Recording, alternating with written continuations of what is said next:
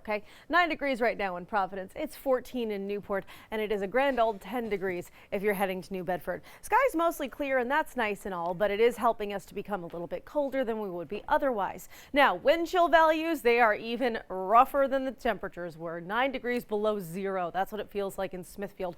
It feels like it is 1 degree right now in Providence. It feels like it's 2 below if you're heading out toward Plymouth, and it feels like it's 1 below if you're back in Newport. Westerly, would you look at that? The goose egg, 0 degrees. That's what it feels like as you're stepping out the door.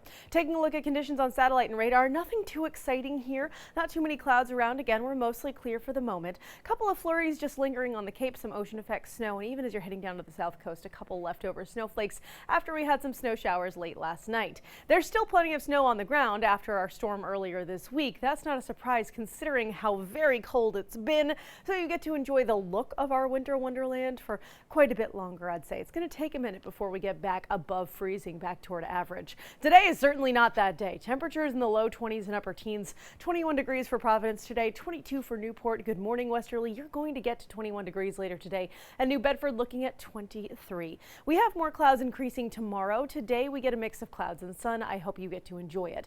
Let's talk about tomorrow for a second, though, because even though clouds are increasing, temperatures are too. We're back toward freezing, and that's just grand because it's been a while since we've been at or above freezing. It's been a couple of days. Again, clouds increase. There is a storm to our south, and that storm could throw a flurry or two our way, especially along the south coast, even South County. You just want to make sure you're keeping an eye out for a couple of snowflakes, but it's not like we're actually looking at a storm for us here. You can see it just passing below us and then heading out to sea. The Cape and the islands could get a couple extra flurries, though, so keep that in mind if you are heading out that way. Water's going to be pretty choppy, too, so if you were planning to take the ferry, I don't know about that. Over the next couple of days, temperatures, they hover around freezing for a little bit, and then ahead of another storm, temperatures do get a little boost. You can see by the time we get to Sunday, we are back toward our average high temperature. It's exactly the number, by the way. We should be at 38 degrees. We will get to 38 degrees. Monday, we're back down to 35. I will say, by the way, the storm that I'm tracking at this point also looks like it's going to move to our south.